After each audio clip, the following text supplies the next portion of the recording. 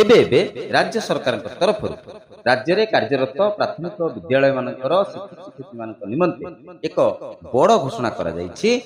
ରାଜ୍ୟରେ ଥିବା ପ୍ରାଥମିକ ଏବଂ ଉଚ୍ଚ ପ୍ରାଥମିକ ବିଦ୍ୟାଳୟ ଗୁଡ଼ିକରେ ନିୟୋଜିତ ହୋଇଥିବା କନିଷ୍ଠ ଶିକ୍ଷକ, ଯାହାକୁ ଆମେ କହନ୍ତି ଜୁନିୟର ଟିଚର, ଯେଉଁମାନେ ଯୋଜନା ଭିତ୍ତିକ ପଦବୀରେ 3 ବର୍ଷ କାର୍ଯ୍ୟ କରିସାରିଛନ୍ତି। ପ୍ରଥମେ ସେମାନଙ୍କର ନିଯୁକ୍ତି ଆରମ୍ଭ ହୁଏ ଜୁନିୟର ଟିଚର ସ୍କିମାଟିକରୁ ଏବଂ 3 ବର୍ଷ ପରେ ସେମାନଙ୍କୁ ଜୁନିୟର ଟିଚର କୁହାଯାଏ।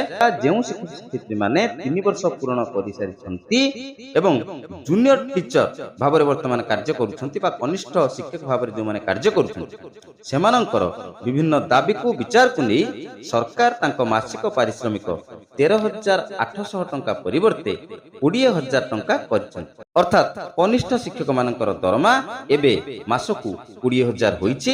ପୂର୍ବରୁ ସେମାନେ 13,800 ଟଙ୍କା ପାଉଥିଲେ। କେବଳ ଏହା ନୁହେଁ, ଏହି ବୃଦ୍ଧି ପିଛିଲା ଭାବେ ଜାନୁଆରୀ 1, 2023 ଠାରୁ ଲାଗୁ ହେବ। ଇ ଯୋଉ ବର୍ଦ୍ଧିତ ଦରମା 13,800 ପରିବର୍ତ୍ତେ 20,000 ଟଙ୍କା ଲେଖାଏଁ ସେମାନେ ପାଇବେ ମାସକୁ, ଏଇଟା ଏବେଠାରୁ ନୁହେଁ, 1 ଜାନୁଆରୀ 2023 ଠାରୁ ପିଛିଲା ଭାବରେ ପାଇବେ।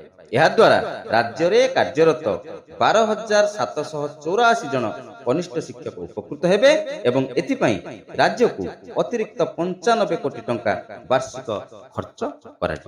ଏଇଟା ଥିଲା ବର୍ତ୍ତମାନ ପାଇଁ ଗୋଟେ ବଡ଼ ଖବର। ଶିକ୍ଷା, ଶିକ୍ଷକ ଓ ଶିକ୍ଷାୟତନ ସମ୍ବନ୍ଧୀୟ ଏହିଭଳି ଗୁରୁତ୍ୱପୂର୍ଣ୍ଣ ଅପଡେଟ୍ ପାଇବା ପାଇଁ ଆପଣମାନେ ଆମ ଚ୍ୟାନେଲ ଅଭୟ ଏଡୱାର୍ଡ ସବସ୍କ୍ରାଇବ୍ କରିବାକୁ ଅନୁରୋଧ।